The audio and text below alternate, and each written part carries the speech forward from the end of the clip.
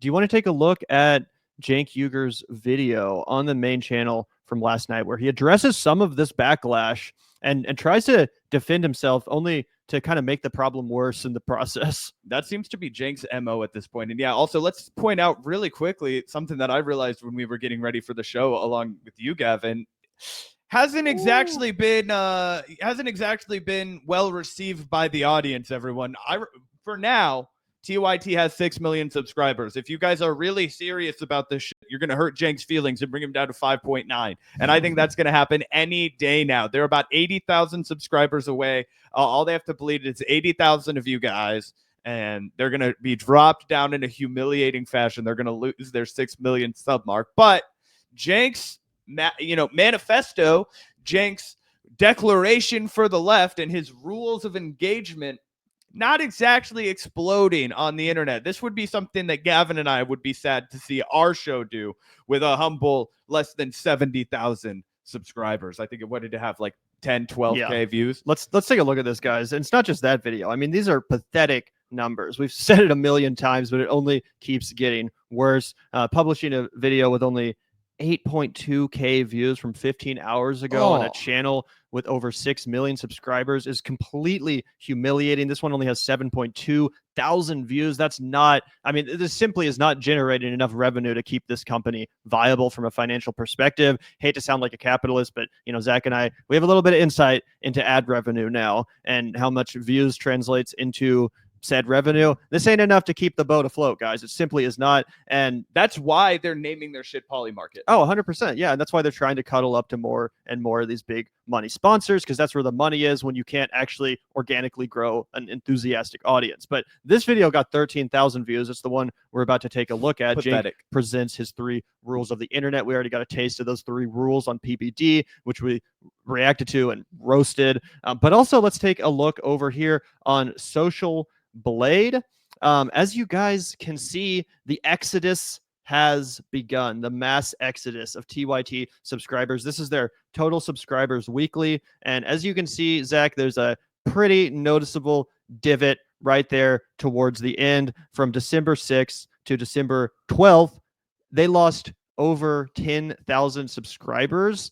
And I would chalk that up mostly to Mondale Robinson actually leaving. I'm not going to take credit for it. No. You know, we're not going to take credit for it. Maybe it had something to do with it, but I think Mondale Robinson leaving the Young Turks in such a dramatic and powerful fashion and telling people to unsubscribe on the way out, I think a lot of people took his advice, bro. I think a lot of people said, this is the last straw. You know, I like Silly and Billy, but, you know, Mondale, I respect this person, and I'm going to take his advice. I am going to unsubscribe on the way out.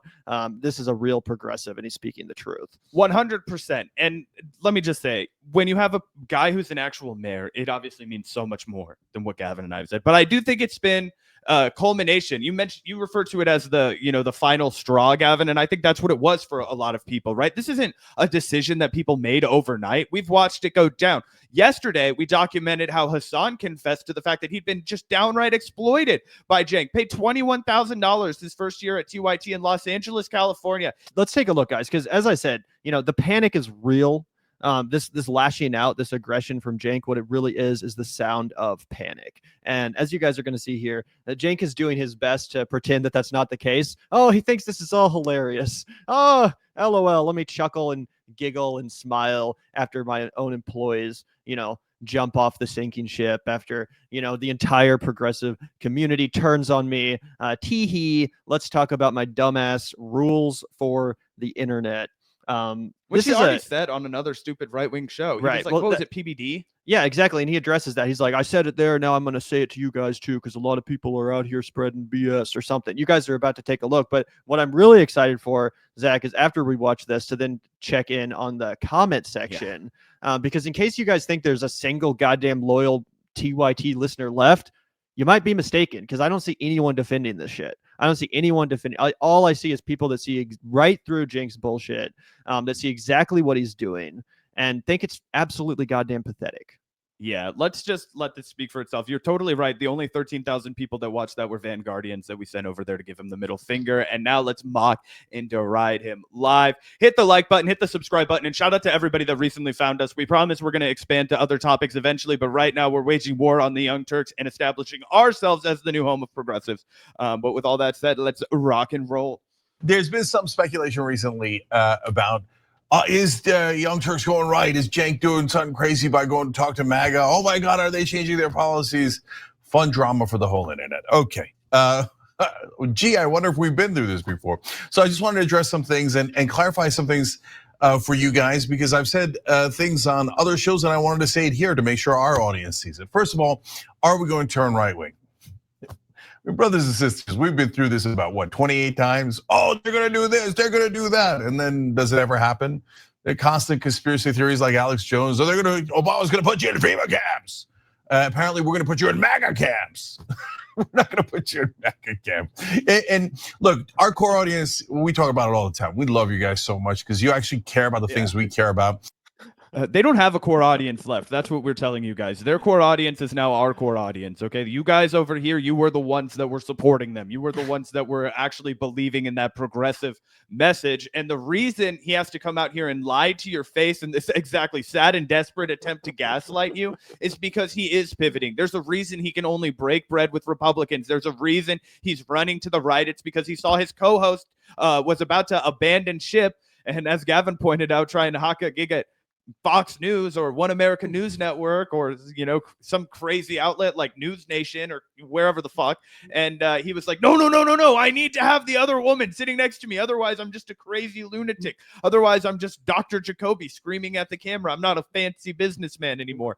And it's absolutely hysterical because we have watched Cenk do multiple pivots throughout his life, and we're going to get to that later. This dude he tells this really easy story where it's like, well, I woke up one day and I became a progressive. And it's like, well, Cenk, that's actually not so true. There might be some financial reasons that you decided to wake up one morning and become a progressive. And now that those financial reasons are gone, they've evaporated. We've kind of found you regressing to the old mean, which was, I'm not a deranged conservative, but I'm also not a rational progressive either. Not just policies, but our mission statement that we've told you about a lot of times over the last dozen years.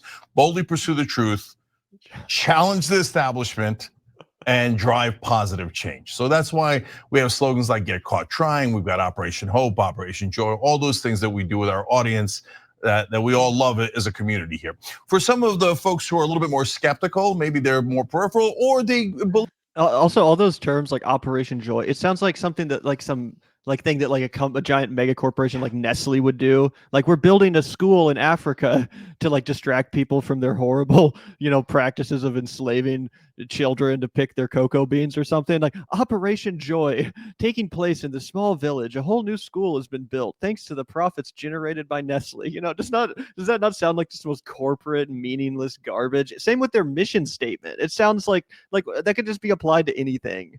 Positive change. I was going to say the same thing. I grew up I spent a little bit of time in the belly of that beast. Gavin will tell you, I used to spend way too much time at this volunteer organization called Enactus, which was basically my own personal Scientology for a while. And we were trying to fucking, create a better world and do all this kind of stuff and like build wells for children. And then one day I'm like sitting there and I'm like listening to Zizek in my headphones talk about like how you can't capitalize your way out of capitalism, right? There's no way to sell enough shoes that you give shoes to everybody. It's like a paradox. And I'm sitting there and I'm looking at a sign that says Enactus sponsored by the Walton family. And I'm like, we're never fucking saving the world like this. And then I dropped out of business school. Believed, but then they heard something else about us, etc. We'll dip back in every once in a while and go, I wonder if the MAGA camps have been set yet. Okay, take a look at them. So it's funny because actually even some of the folks who are criticizing us, there's a panel of 3 people and the one guy in the middle was like, I don't know, man. Every time I watch them, they seem like they're really on our side. Yeah, that's because we are. The other 2 are like, shh. Okay. He's talking about the one guy who had not been paying any attention to TYT lately. He was like, yeah, I haven't really been paying much attention to the Young Turks lately, but it seems like they're pretty chill or whatever. Yeah.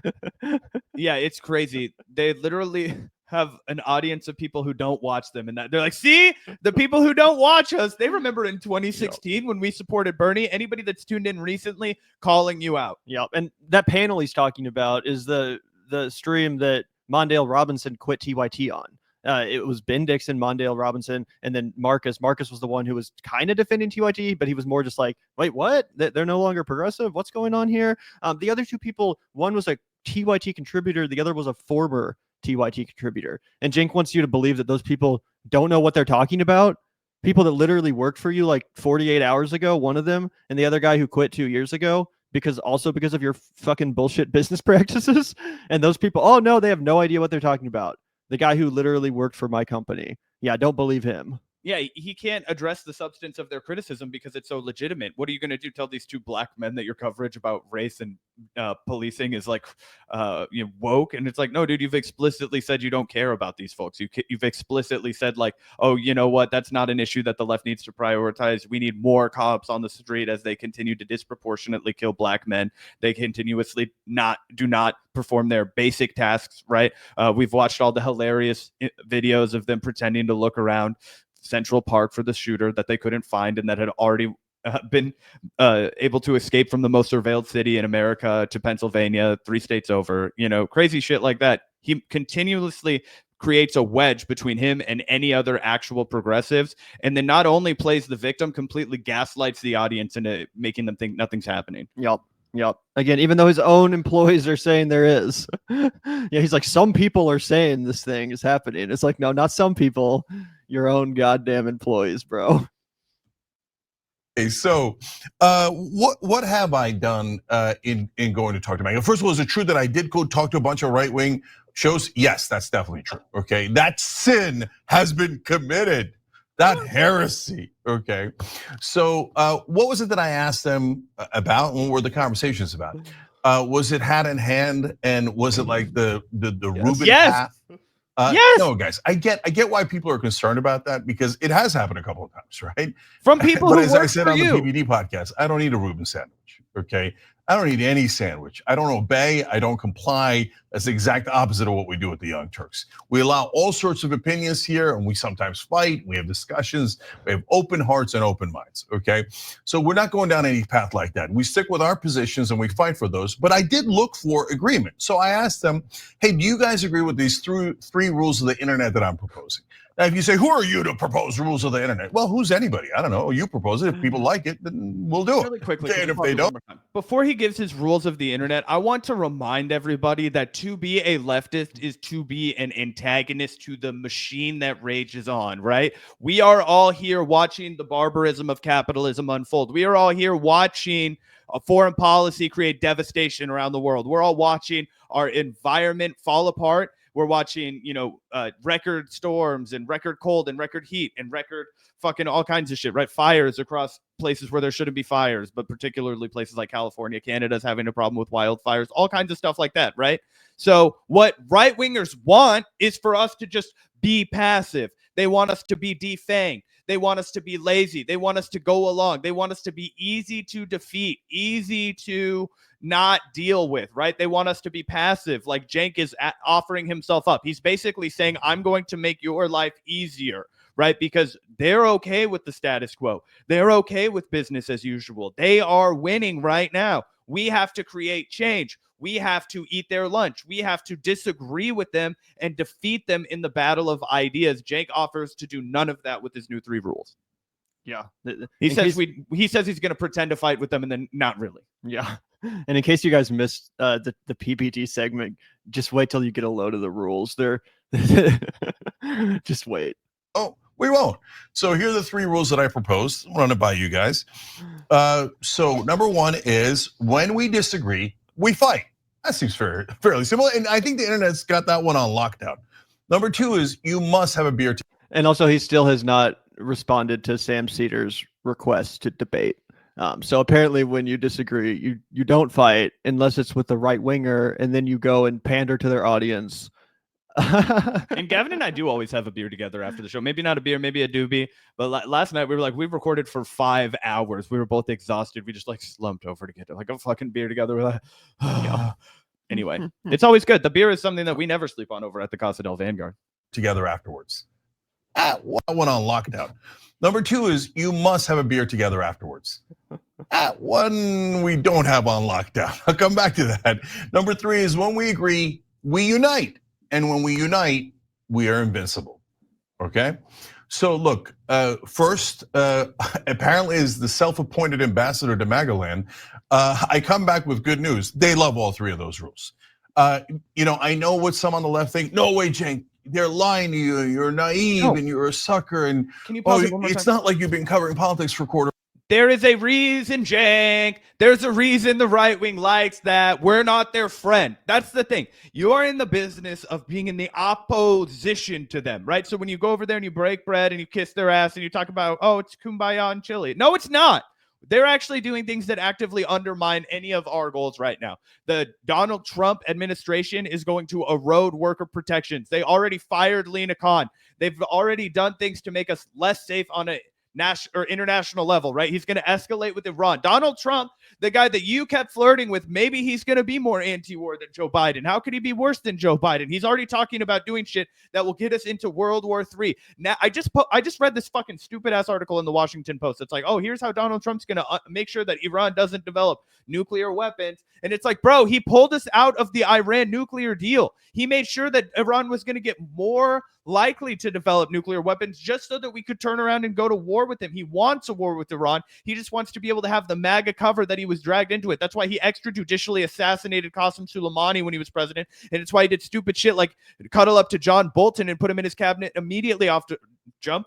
People thought he was going to pardon Julian Assange. Are you crazy? He put Mike Pompeo in charge of the State Department, and that was the guy who decided to go after Julian Assange. So we know every single game Donald Trump is going to play. We know what he's really going to prioritize. We know he's going to escalate tensions internationally, and he's going to drive prices up and make us more chaotic domestically. It's all going to happen.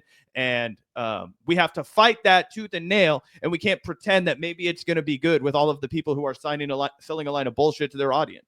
Yeah, 100%, 100%. Also, it's not even true that the right wing shows that Cenk went on. It's not even true that they loved it. His stupid rules. Like he's like, oh, I got great news. They absolutely loved him. No, they didn't. The entire audience laughed at you, bro. You went on PBD. You went on Tim Pool. Everyone in the audience said, LOL. Get this loser out of here. This is just the schoolyard bully now asking to, be friends with us, now asking for a seat at the table, right? That's how they view Cenk. They're never going to accept you, bro. They're never going to accept you as one of them. Maybe some people will for a couple years if you really want to go down this path. They'll be like, yay, someone we used to hate now is saying things that we like. And you'll get some likes on Twitter, a little bit of a head pat from these MAGA idiots. But it's never going to translate into genuine newfound popularity or relevance for Cenk Uygur. That's the reality of the situation. And again, not only did the audience laugh at him, but most of the hosts on these shows, it's not like they agreed to these rules. It's not like they agreed to, start engaging in good faith with the left. Are you kidding me? You think Tim Pool and Patrick Bet-David sat there like, okay, you're right. Now going forward, when we disagree, we fight. Afterwards, we'll get a beer. And 3, let's unite to take down the establishment. No, they basically were like, okay, that sounds nice. Now let's move on to this deranged culture war bullshit that we want to talk about, why you're really here, which is to talk about how Kamala Harris and the Democrats are basically just a party of the gays now. That was a direct quote from Patrick Bet-David's co-host on the episode featuring Cenk Uygur. That's the real basis of their movement. Culture war nonsense, divisive bullshit that's actually just meant to distract and divide us. They have no interest in uniting with the left to take on the establishment because they are the establishment. You think Patrick Bet-David is a populist? Are you fucking kidding me? You think Tim Pool is an anti-establishment crusader? Are you fucking kidding me? No, they're not. We're going to get into a clip from Kyle Kulinski later in the show, but he talks about how it's absolutely brain dead, lead poisoned logic to go after the 30% of Americans who didn't give a fuck that Donald Trump did January 6th. They were still going to ride MAGA to the end and pretend like those are the people that you have to reach if you're going to be successful. That just because those are the same people that Patrick Bet-David and Tim Pool reach. It's absolutely nauseating. But Gavin, to your point earlier, nobody in their audience is buying this bullshit, guys. This is absolutely crazy. It's worse than I thought after Gavin mentioned it. If anybody's curious what's going on from Cenk over here, fake blondes with fake noses equals fake news. Everyone unsubscribe in here. Join the Vanguard. Anyone here still sub to this fool? The more TYT does this stuff, the bigger they'll get, and they'll push out extremes kind of like Bill Maher. Good stuff. They got one survivor left. We're not Cenk mad, bro. We figured you and Anna out a while back. The issue is not about talking to the right. It's that you're no longer talking to the left. Do a transparent segment about your sponsors too. We deserve it. Oof, brutal. If you look at the top comments too, there's some pretty good ones. Yeah, here, let me search by top comments. There we go. Rule 1, don't grift. There is a reason the top video out of the last 20 is 44K views. That's brutal.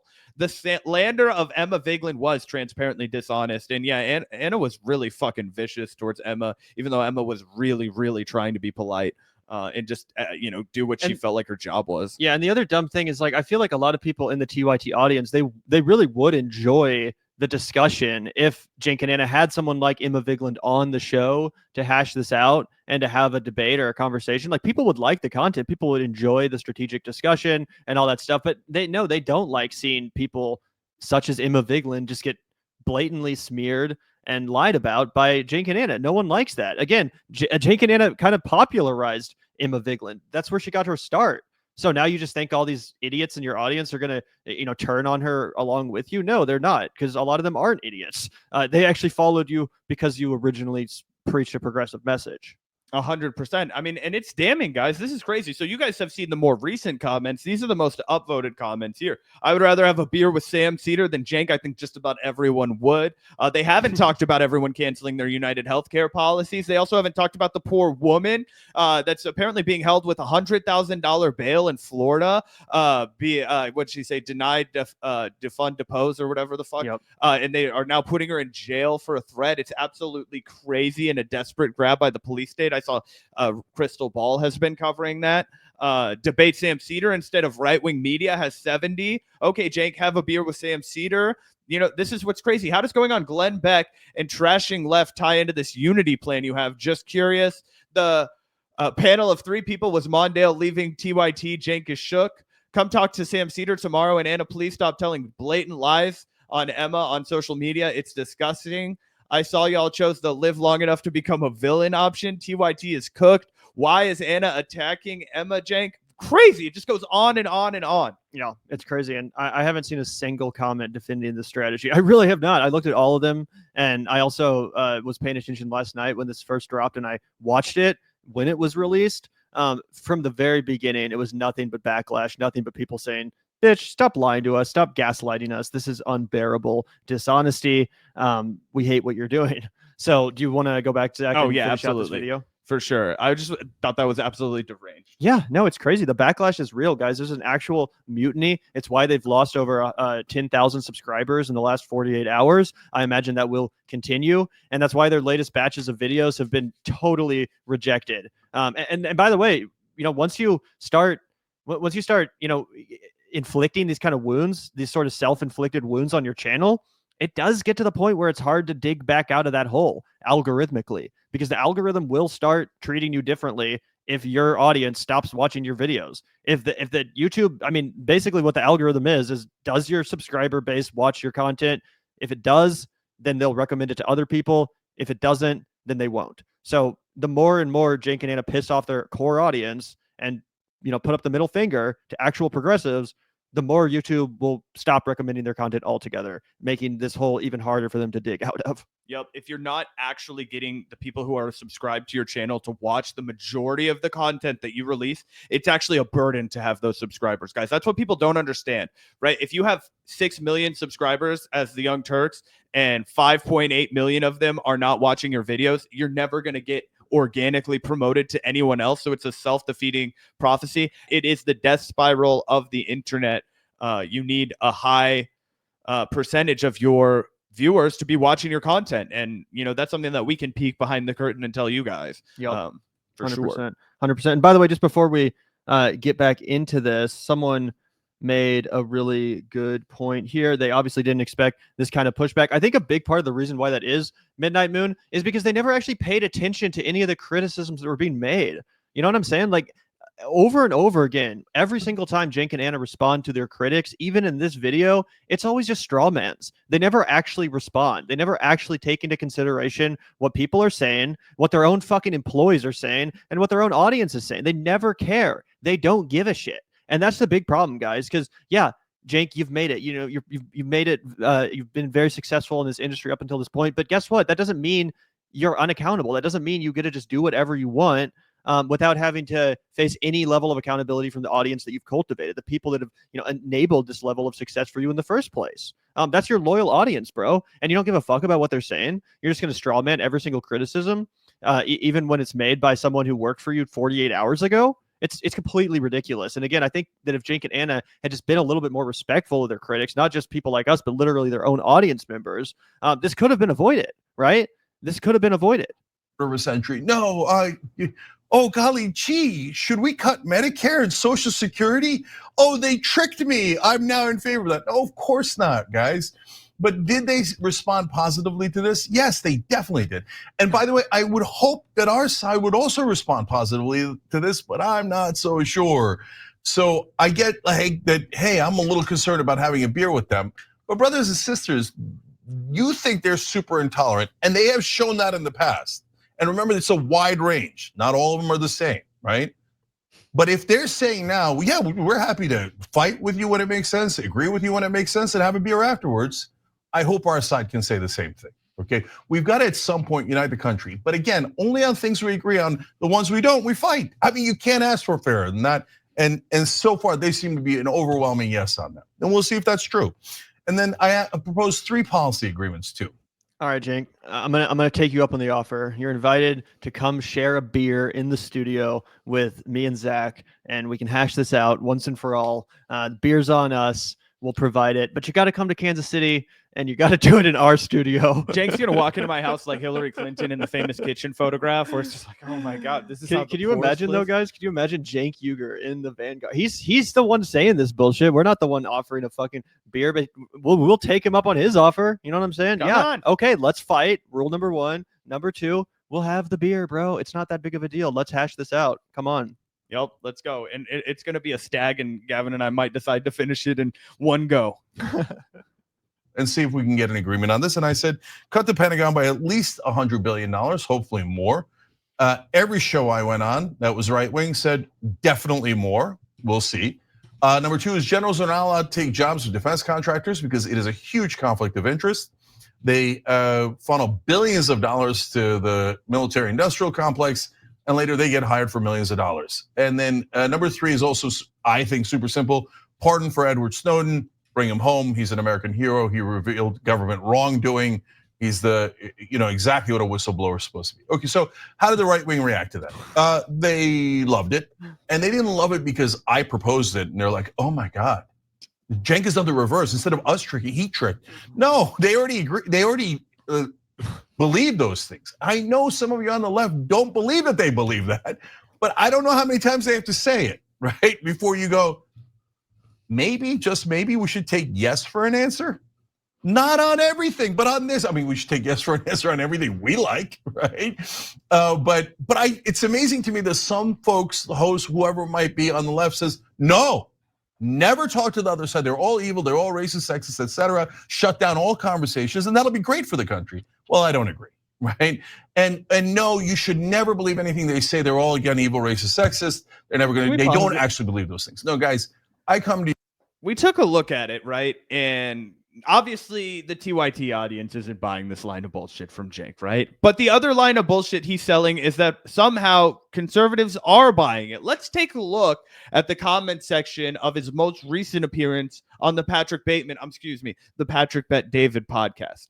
How can you not love Vinny? The man pulls 0 punches. That was maybe the dumbest guy that was involved in the conversation. Anyway, Cenk wins Gaslighter of the Year award. When he says they said / did this, he actually means I said / did that thing. And there's almost 800. Now there is 800 upvotes on that comment. So if at more than any other comment, we'll scroll down and look for one that beats it. This one is 560.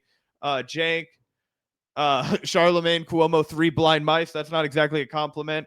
Cenk is trying to save his own ass, period. That's another highly upvoted comment, right? If grifters going to grift, I'd prefer them to be anti-war, recognizing that this guy's a grifter for sure. It's crazy. He made one MAGA fan during this thing. So one loser that got 5 upvotes. That was who he won over. So absolutely crazy, absolutely deranged. This guy thinks he's Joe Rogan for the left, but doesn't realize Joe resonates because he's authentic. This guy oozes all about me. 100%. So this guy's absolutely getting just lampooned, owned, pummeled by the audience of the right wingers. So obviously they're not going to be following him back to his own network. Even if they were, Gavin calls it the sugar high of being the why I left the left leftist. It always wears off. Even when Jimmy Dore went full fucking... Trying not to say the R word because I know it hurts people. But when Jimmy Dore did full that, okay, and went all ivermectin and I love, fucking everything that's crazy, conspiracy, unfounded bullshit, and I hate the left, and AOC is our biggest obstacle to success for some reason, all the kind of things there, even that after a while wore off, right? So even though a guy like Jimmy Dore was able to at one point ride the sugar high, as it was not enough to sustain it. Cenk's not even getting the sugar high boost. That's what's crazy about this. You with the conclusion that they do believe those things. Now remember, a portion of MAGA voters, okay? So, but I'm again not anywhere near naive enough to say, oh, the leaders and the politicians, Mitch McConnell decided overnight, or the donor class of the Republican Party decided overnight, oh yeah, you know what, let's cut the Pentagon. Bullshit. You literally said on Twitter like a week ago that because Elon Musk and Don Jr. responded to you, that the Republican establishment was more receptive to feedback from working people than the Democratic Party. You literally said that again after getting a head pat from Elon Musk and a head pat from Don Jr. on Twitter. So yes, you did, you fucking liar. Yep. And those dastardly generals, let's set rules for them, etc. No, I get it, guys. And then Trump had a chance to pardon Edward Snowden, and he didn't. By the way, so did Biden and Obama, and they didn't, right? So, but as far as the hosts are concerned, as far as their audiences are concerned, it is clear they generally like those rules, and then the proposals on the policies, they're definitely in favor of. So you could say, I don't believe them, and I will never believe them, and I will never talk to them, and I will always hate them. But is that what the left is supposed to stand for? Always hating the other side? Being closed-minded and not ever talking to them? I hope not. That's not the left that I want to be part of. I love being part of the populist left. I love fighting for almost all the same positions as Bernie Sanders. Medicare for all, paid family leave, higher minimum wage, you name it. Same exact positions as the day before the election.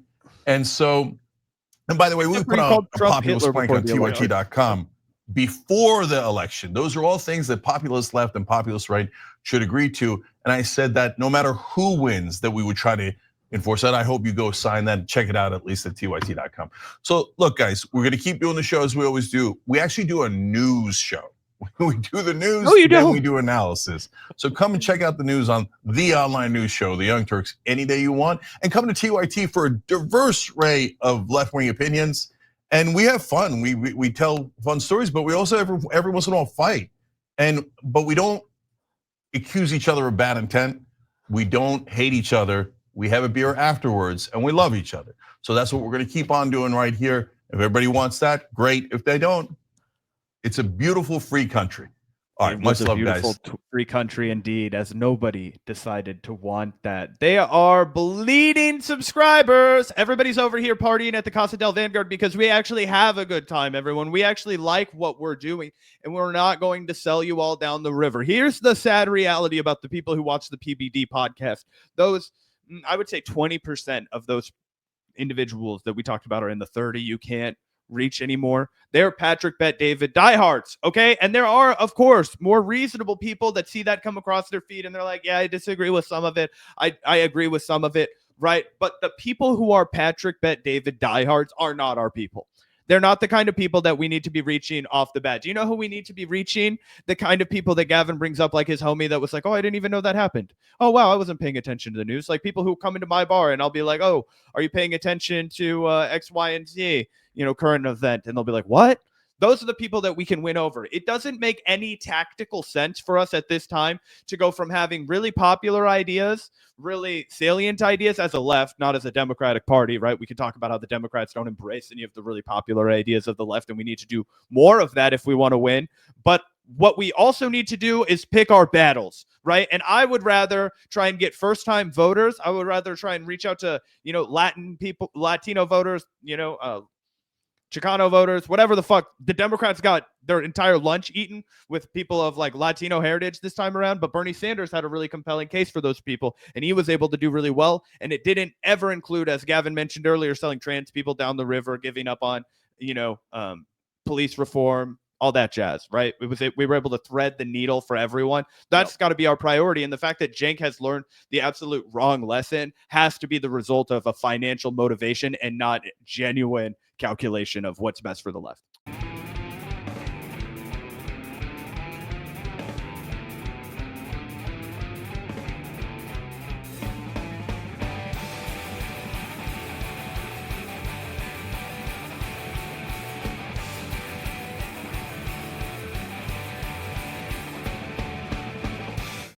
Look, I don't care about, Silly and Billy or whoever they are, right?